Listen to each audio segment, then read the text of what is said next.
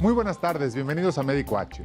Este día hablaremos sobre el parto prematuro, qué lo causa, cómo se puede prevenir y qué complicaciones puede tener.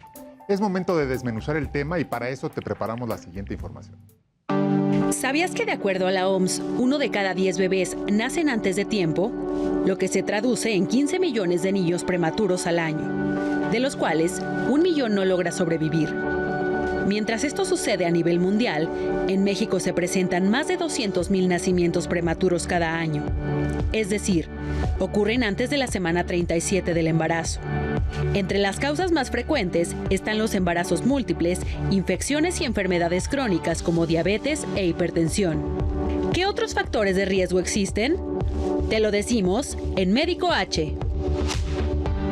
Y para explicarnos las causas del parto prematuro, me acompaña la ginecóloga Julie Salomón, el pediatra Salvador Villalpando. Bienvenidos, como siempre. Gracias. Muchas gracias. Creo que lo primero que hay que definir, Julie, es si nos puedes decir qué se considera parto pretérmino, a partir de qué semanas, etcétera. Perfecto.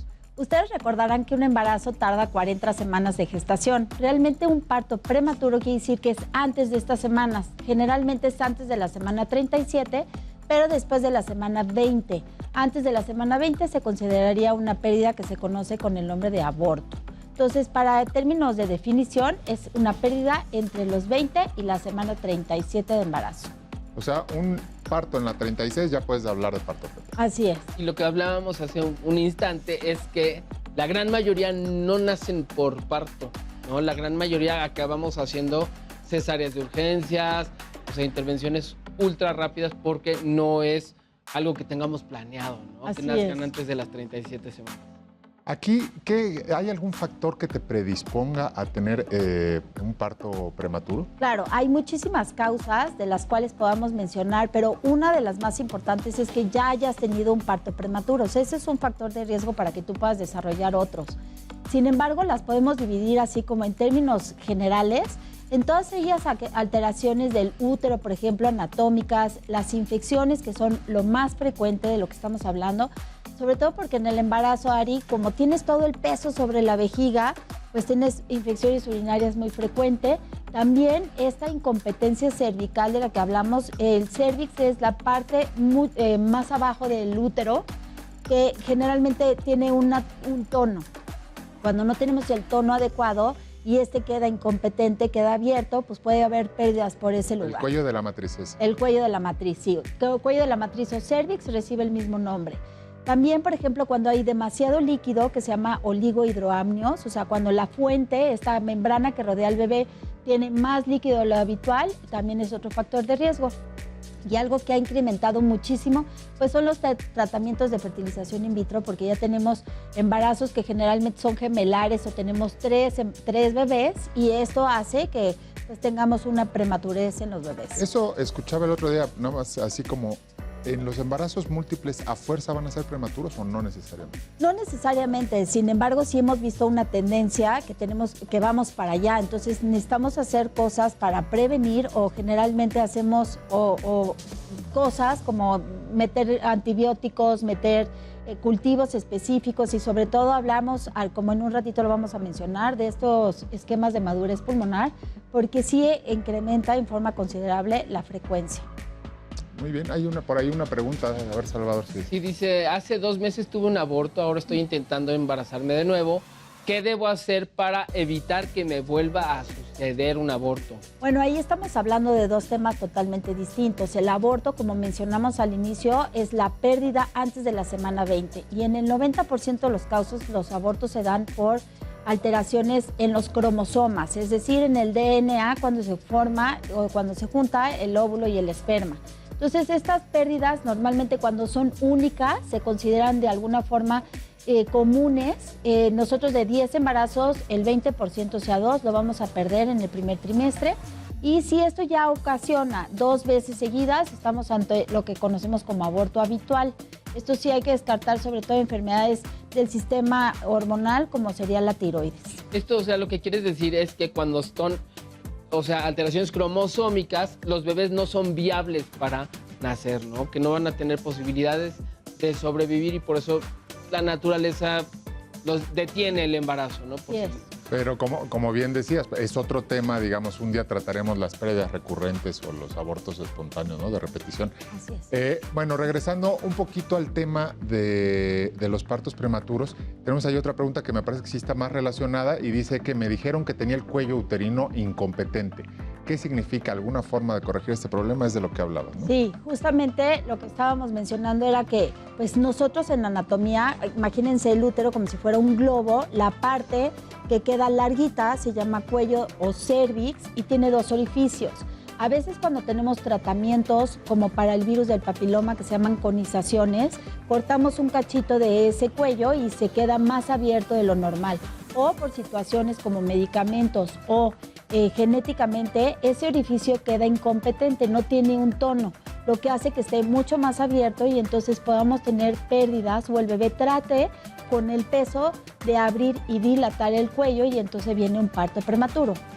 Lo que normalmente hacemos, ahora ya tenemos, por ejemplo, los ultrasonidos que son súper fáciles, no invasivos, medimos el cuello, el grosor del cuello y esto nos puede detonar si estamos ante una incompetencia o no y lo que hacemos quirúrgicamente es poner una como agujeta, por decirlo así, es un cerclaje en donde hacemos un holgadito quirúrgico y se cierra el orificio. Una jareta. Una jareta. Otra pregunta más, ahí tenemos una. Dice, tengo 33 semanas de embarazo y tengo acortamiento del cuello del útero. En mi último chequeo midió 2.05. Me mandaron reposo absoluto, pero todos los días siento dolor como cólico leve que va y viene. ¿Podría ser amenaza de parto prematuro? Sí, exacto. Uno de los principales síntomas que nos detonan que estamos ante esta amenaza de parto pretérmino justamente son las contracciones. Las contracciones se sienten como si tuvieras dura la panza y a las 33 semanas ya no podemos hacer esto del cerclaje porque ya estamos próximas. ¿Hasta cuánto es el límite, Julie? Normalmente se pone antes de la semana, o sea, generalmente 22. Más para allá ya no lo hacemos, ya no lo recomendamos porque tiene muchas implicaciones o riesgos después, sobre todo porque tendríamos que tener al útero súper relajado y hacer que no tuviera este tipo de contracciones. Pero justo ella es lo que dice, cuando le dan la medición de los 2 centímetros, es lo que tú hablabas de que lo puedes medir con ultrasonido. Ahora Así antes no se veía. No, antes no se veían y justamente muchos de los ginecólogos, una de las indicaciones era nunca hacer un tacto vaginal cuando estuviéramos ante una amenaza porque podíamos estimular. Ahora ya utilizamos el ultrasonido como una herramienta increíble y generalmente ya nos miden el grosor y lo largo que tiene el cuello para nosotros poder tomar una decisión adecuada. Brevemente, porque tenemos que pasar al siguiente tema, pero ¿cómo identificar a alguien que puede estar en riesgo de presentar partos prematuros? Lo primero y lo más importante, evidentemente, son las contracciones. Ese es uno de los síntomas. 2, también se puede romper la fuente. En la ruptura de membranas es inminente que estamos ante un trabajo de parto próximo. Y generalmente lo primero que hay que hacer es descartar este tipo de infecciones porque aunque nosotros podamos tener el útero sin contracciones, con relajante, con medicamentos, si no quitamos la causa, este va a ser inminente y se va a progresar hasta que ocurra la dilatación y finalmente el parto. Nada más que el bebé. Perfecto. Pues ahora es momento de hablar sobre las complicaciones, donde Salvador seguramente se va a dar vuelo. Y bueno, pues vamos a ver la siguiente información que les preparamos. ¿Sabías que el parto prematuro es la primera causa de mortalidad en bebés? Entre más prematuro sea, mayor será el riesgo debido a la inmadurez orgánica, por lo que los bebés podrían enfrentar problemas de salud a corto y largo plazo. ¿Cuáles son las principales complicaciones que podrían presentar? En Médico H te damos los detalles. Pues, Salvador, ahora sí que estamos cayendo directo en tu cancha, porque ¿qué hacer cuando recibes un bebé? Me imagino que es totalmente distinto para ti que te hablen y te digan vamos a atender o van a hacer un bebé de 25 semanas o un bebé de 34, pero ¿qué pasa? Lo primero es el equipo, ¿no? El equipo y dónde vamos a nacer. No pueden nacer en cualquier lugar un bebé de pretérmino. Necesitamos apoyarnos de un neonatólogo, que son el área de la pediatría que se especializa en este grupo de bebés, en el manejo. No es porque sean más pequeñitos que se tenga que poner las dosis más chiquititas, no. O sea, el manejo de su sangre, de la frecuencia de su corazón, de su respiración. Que además muchos órganos están inmaduros todavía, ¿no? Todavía, por ejemplo, no podemos succionar antes de las 34 semanas.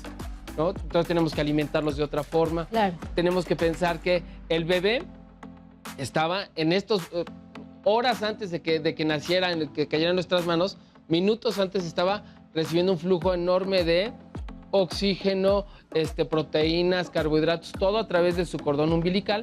Y ahora de pronto, pum, súbitamente se corta. Entonces tenemos que ver que no se le baje el azúcar, que podamos mantener su temperatura porque su piel es muy delgadita y no pueden mantener ni la hidratación ni su temperatura. O sea, son muchos los problemas, son muchos los órganos, bueno, todos los órganos que están inmaduros, ¿no? Sí, lo que decía la doctora Julie, en términos de maduración pulmonar, es una de las cuestiones más importantes. Los bebés, aunque sepan respirar, su pulmón todavía no está listo para mantener la forma de pulmón. Entonces le tenemos que dar maduradores pulmonares a la mamá en una inyección, y de esta manera tenemos mejor posibilidad de que los pulmones, al momento de salir a la respiración ambiente, puedan expandirse y respirar de manera adecuada. Pero igual el intestino, igual su cerebrito, igual sus músculos, todos están inmaduros y tenemos que darles cuidados muy, muy específicos. Había por ahí un gráfico que nos estaban poniendo hace un momentito de las complicaciones, como tratando de englobar las más frecuentes cuando tienes un bebé que nació antes de tiempo, ¿no? Es correcto. Y lo que decía esta parte de la temperatura, ¿no? Que es mantener a los bebés en una incubadora, no es solo mantener la temperatura, es mantener también la hidratación, que se parezca lo más posible a la temperatura del vientre materno, a la hidratación del vientre materno.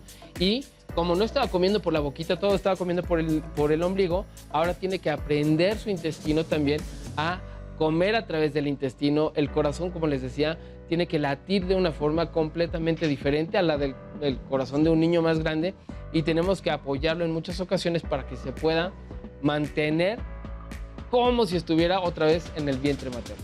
Es muy importante lo que dijo Salvador. Cuando nosotros en el embarazo estamos ante una amenaza, podemos introducir estos maduradores en la mamá. Pero muchas veces no nos da tiempo de que podamos hacer este esquema de madurez, como le llamamos, y entonces sí, todo el equipo de neonatos hacen su labor como si fuera una terapia intensiva, porque constantemente tienen que estar arreglando todos estos problemas. ¿Hay alguna semana en la que pienses como que ya no es una situación tan grave a partir de la 32 o de la 34, o depende de cada caso? Depende de cada caso, Ori, pero ya lo hemos platicado aquí. Siempre pensamos que los más chiquitos son los más difíciles porque todo tiene que ser miniaturizado. Pero los bebés entre las 34 y las 37 semanas, los que llamamos los prematuros tardíos, presentan un reto muy especial porque habitualmente algo súbito los enfermó y tenemos que estar muy cuidadosos en vigilar cómo está su sangre, cómo están sus datos de inflamación, cómo está su desarrollo cerebral, porque algo súbitamente cambió y los hizo nacer antes de tiempo. Entonces, no nos podemos confiar que ya están en la 34, 35, son todavía bebés de mucho riesgo, aunque no estén tan pequeñitos como los de 27, 28 semanas. Sí, si la mamá tiene una infección, se lo transmite al bebé y entonces los bebés pueden nacer infectados. Ese es el mayor reto. Ahorita vamos a platicar mucho de esa comunicación que tiene que haber y cómo la visita periódica al control prenatal con el ginecólogo te va a ayudar a esto, ¿no? Pero mira, tenemos una pregunta en WhatsApp que dice: hace unos días dieron de alta a mi bebé. Nació prematuro y me gustaría saber qué riesgos tiene, pues en una ocasión presentó apnea. ¿Qué debo hacer si le pasa de nuevo? Les explico rápidamente. La apnea es que el bebé deja de respirar. Se queda detenida su respiración y hay muchos motivos. La primera es porque su cerebrito todavía no tiene los maduradores o no está suficientemente maduro para recordar que tiene que respirar cuando baja la oxigenación. Entonces esta es una cosa peligrosa en los bebés que tenemos que revisar todavía en la unidad neonatal. Si vemos que ya está libre de riesgos de apnea, lo mandamos a la casa sin mayor problema. Todavía con algunos medicamentos que previenen las apneas. ¿Qué podemos hacer para prevenir que tengan estas consideraciones? Tenemos ya muchas cosas, muchos instrumentos que nos ayudan en telemedicina a medir cómo está respirando el bebé, cómo está su oxigenación, cómo se está manteniendo para que ya esté seguro de tenerlo en casa, ¿no? Casi siempre pensamos que el bebé de menos de 1,800 gramos no lo vamos a dar de alta, no se lo vamos a dar a la mami, a la familia, se va a quedar todavía dentro de la unidad, pero ya de 1.800, 2.000 gramos ya es mucho menos frecuente que tengan alteraciones de este tipo y es mucho más seguro porque pueden estar comiendo por sí solos. Eso iba a preguntar en relación a la alimentación. ¿Hay que recomendarle a la mamá que se pueda sacar la leche para que, aunque el bebé esté prematuro, posteriormente se la puedan administrar? ¿Cómo funciona? Buenísima pregunta y eso es de las cosas más modernas que hacemos. También la leche de mamá es el alimento ideal para los bebés en todas sus etapas. Hoy sabemos que las demandas, las necesidades de calorías, proteínas, etcétera, que tiene el bebé en estas primeras semanas puede ser tan alto que necesitemos agregarle, adicionarle algunos nutrimentos como proteínas, carbohidratos, minerales, etcétera, adentro de la leche que ya coleccionó la mamá. Y eso se lo damos a través a veces de una sondita, de un biberón, y ya que lo damos de alta es porque el bebé puede estar succionando al pecho, muy buena pregunta, o si no al pecho, pues puede tomar ya sea en vasito, en biberón, la misma leche de mamá. Si no tenemos suficiente cantidad, sí, pues acudimos o recurrimos a una fórmula especializada para prematuros y a veces para prematuros tardíos, les llamamos también, que se llaman leches de transición. Pero sí hay ya todo un arsenal para mantener, en la medida de lo posible, las condiciones mejores de nutrición de los bebés con la leche de mamá y a veces, si se necesita, con una leche prematura. Sí, así es muy fácil. Mientras tanto, nosotros lo que hacemos es estimular con un tiraleche y tener a la mamá súper hidratada para que la mamá pueda hacer la extracción mucho más fácil. Sí, pero eso ahora sí que se lo transmites tú igual desde antes de la educación, ¿no? Oye, teníamos creo que alguna otra pregunta por ahí de WhatsApp, pero en el Inter, ¿qué pasa, Yuli, cuando tú te das cuenta que viene una consulta y tienes alguna sintomatología de parto pretérmino? ¿Le avisas a los pediatras? Si está viéndonos alguien que vive en el interior de la República, hay que buscar trasladarse a una ciudad más grande. O sea, ¿con qué tanta urgencia debo decir si hay que trasladarme o no? ¿O qué hacemos? No, por supuesto que esto siempre se considera una urgencia cuando no es esperado. Cuando nosotros no tenemos un diagnóstico integrado, pues tenemos que ver todo el abanico de posibilidades y generalmente nuestra preocupación es que tanto la mamá como el bebé pues estén a salvo. Lo primero que hay que hacer es determinar la causa. Entonces, muchas veces se requieren cultivos especiales y evidentemente, dependiendo de las semanas que tenemos y del peso del bebé y de la causa, vamos a tratar de frenar este proceso o vamos al contrario, vamos a inducir que esto sea de la manera mejor para ambos y que ninguno de los dos sufra, ¿no? Yo les digo aquí siempre, Ari, Yuli, que ya que estamos ante un bebé que van a ser prematuro, pretérmino, veamos que haya una unidad de cuidados neonatales, neonatólogos especializados, y si en tu localidad no hay que buscar dónde sí. Recuerden que la mejor incubadora de traslado, de transporte, sigue siendo la mamá. Entonces, antes de que nazca el bebé, llevarse a los dos juntos a las mejores condiciones donde puedan nacer, ser atendidos bien mamá y bebé, y que ahí podamos darles todas las atenciones que necesitan. Pero sí, si tuvieron un buen control, o sea, su visita mensual contigo, es más difícil que te sorprenda un parto pretermino. Por supuesto, una de las formas más importantes de hacer la prevención es acudir a tus consultas prenatales. Por eso es que nosotros lo hacemos cada mes, inclusive después de que nosotros llegamos a esta etapa de la semana 34, las visitas son cada 15 días. Y en cada una de ellas tenemos que hacer pues el ultrasonido para ver el crecimiento del bebé, por supuesto la cantidad de líquido que tenemos. Es muy importante dejar una muestra de orina y tomar tus signos vitales como la presión arterial, que son factores que ya nos van diciendo o nos van dando estas alarmas para que nosotros podamos estar muy, muy al pendientes. Perfecto, pues vamos a abundar en el tema. Finalmente les vamos a dar algunas recomendaciones para prevenir un parto prematuro y para eso les preparamos la siguiente nota. ¿Se puede prevenir un parto prematuro?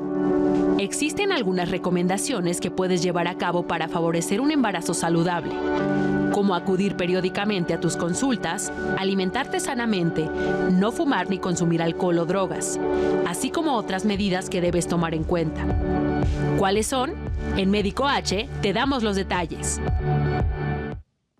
Pues sin duda el control prenatal en esas visitas de las que tú hablabas, creo que es la clave y es algo que tenemos que estar repitiendo para que nos hagan caso, porque con gran frecuencia escuchamos desenlaces un tanto traumáticos de la situación del embarazo porque no habían ido a su doctor o no conocían quién los iba a atender hasta que tenían 6, 7 meses de embarazo. Definitivamente eso es lo más importante y lo que comenta el doctor Salvador también. La comunicación entre el ginecólogo y el neonatólogo es básico, sobre todo a la hora de que nosotros estamos queriendo dar un medicamento, pues tenemos que ser directos para que ellos sepan cuál es el medicamento que pasó a través de la mamá hacia el bebé y que podamos hacer realmente un binomio. Entonces, definitivamente el control prenatal y el equipo multidisciplinario es lo que va a lograr que tu bebé pueda salir adelante. Esto es bien importante también. Hay una consulta prenatal con el pediatra. Esa es muy informativa.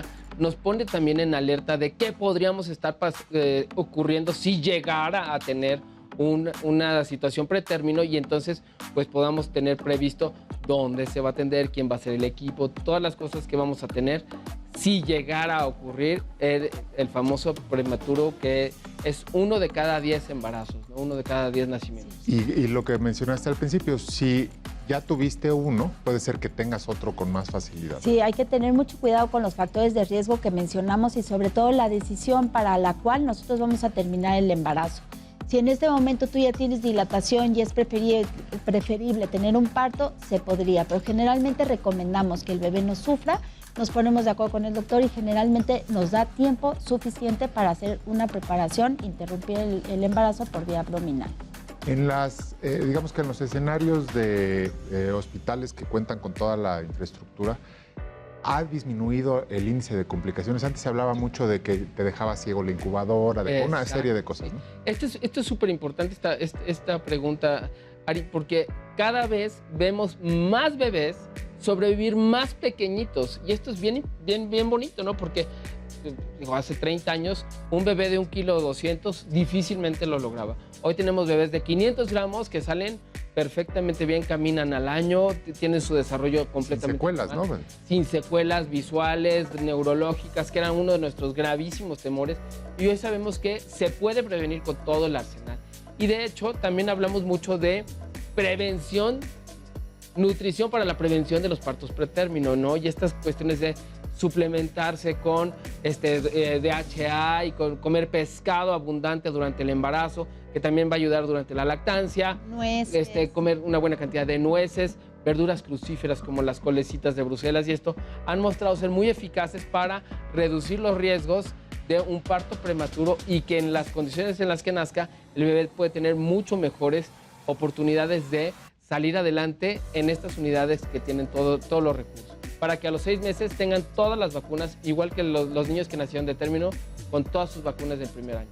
Sí, súper importante porque yo he visto varias mamás de niños prematuros que los tienen prácticamente una burbuja y no los quieren dejar hacer porque dicen, no, es que no está maduro su sistema inmune y un poco tenemos que convencerles de cómo llevarlo a cabo, ¿no? Exacto, sí, los sobreprotegemos. Pues sí. Y eso, bueno, sí son de las cosas que nosotros y en este tipo de informaciones podemos apoyarlos.